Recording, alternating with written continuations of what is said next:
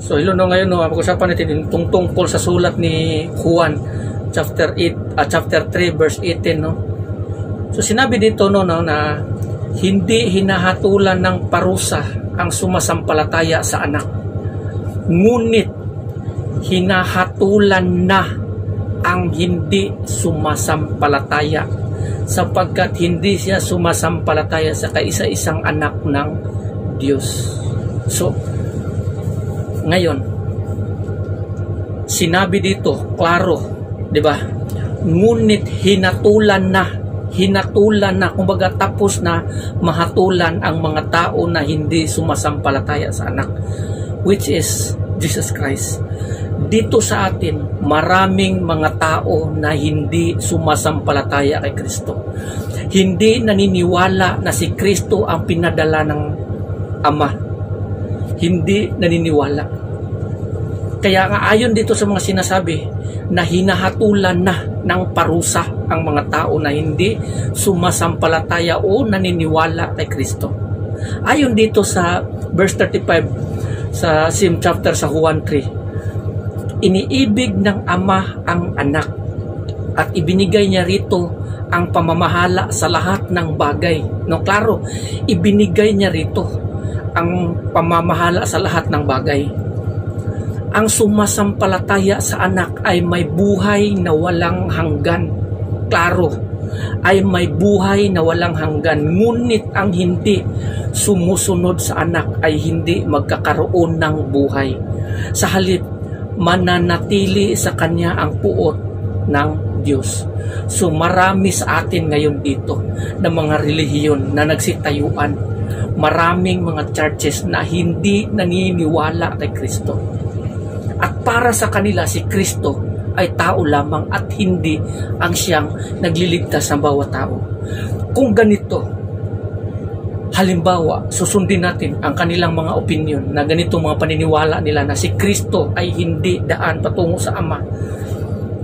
Ito palang lahat ng ipinapangaral ng mga apostolis dito mismo sa New Testament ay wala pala itong kabuluhan kung ganun ang sistema. So hindi na tayo maniniwala nito at ang kamatayan ni Kristo ay walang kabuluhan. At bakit pa natin siya ipangaral? At bakit pa natin siya ipangaral kung hindi naman pala siya ang daan patungo sa Ama? At bakit pa natin paniniwalaan ang mga nakasulat sa New Testament? Ayon doon sa Old Testament patungkol sa sulat ni Moises at saka sa mga propeta, nagsasabi yun patungkol kay Kristo. Ang kasulatan patungkol kay Kristo. Si Kristo at ang Ama ay iisa lamang po yun. Klaro po ang nakasulat dito sa John chapter 1. Ang salita ay kasama na ng Diyos sa simula pa lang. Sa simula pa lang kasama na ng Diyos ang salita. At sa pamamagitan ng salita, ang lahat ng bagay ay nagawa ng Diyos. Ay nalikha, kumbaga nalikha ang lahat sa pamamagitan ng salita. Sa simula pa lamang sinabi ng Diyos mismo, ganito ang creation sa simula, ganito magkaroon ng lupa o magkaroon ng mga ganito ganyan, at natupad yun sa kanyang sinasabi. Ang salita uban sa Diyos o kasama na sa Diyos. So ang salita ay Diyos. Ngayon, ang salita nagiging tao. Ang salita na yun ay Diyos. Siya na yung Diyos sa simula pa lamang at nagiging tao. Ito yung mga tao na hindi naiintindihan ng bawat tao na ang Diyos mismo nagkatawang tao para sa kanyang sangkatauhan sa pamamagitan ng kanyang anak na si Jesucristo. Pero hindi tinanggap ng mga tao ito. Hindi tinanggap. Kaya ayon nga dito, ang babala ng Diyos sa mga tao, di ba? Sabi ng Panginoon, ngunit hinahatulan na ang hindi sumasampalataya. Hinahatulan at dito dugtong, di ba? Ngunit ang hindi sumusunod sa anak ay hindi magkakaroon ng buhay na walang hanggan. Hindi magkakaroon ng buhay. So nagpasalbot sa nangangahulugan, hindi siya maligtas, paparusahan ka.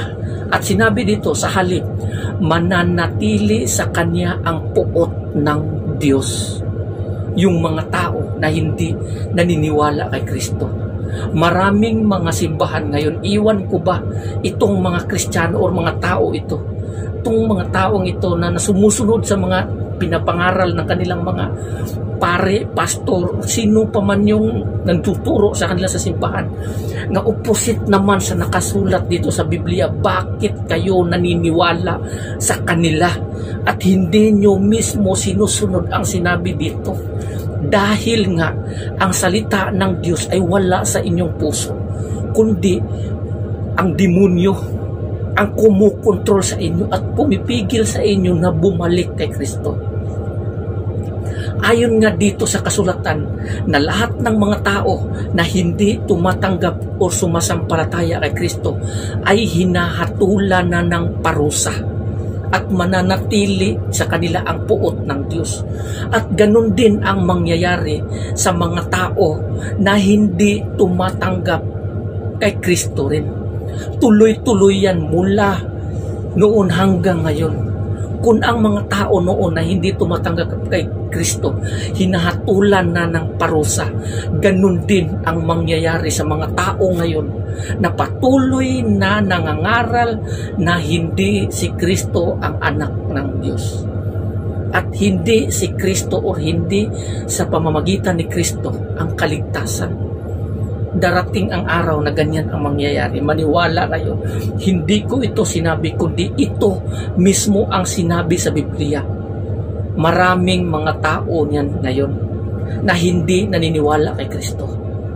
Instead na maniwala sa kay Kristo, doon sila naniniwala sa mga pastor nila, mga santo, mga birhen. Anong mangyayari pagdating nyo ng oras? No one can serve two master. Hindi nyo kayang paglingkuran si Kristo at paglingkuran ang mga ribulto, Diyos-Diyosan, santo, mga pare, pastor, o ano pa man yung mga sinasabi sa inyo. Yan ang parusa ng Diyos pagdating ng araw. Mababasa natin dito sa Juan chapter 3 verse 18 hanggang sa 36. So hanggang dito na lang. Maraming salamat and God bless everyone.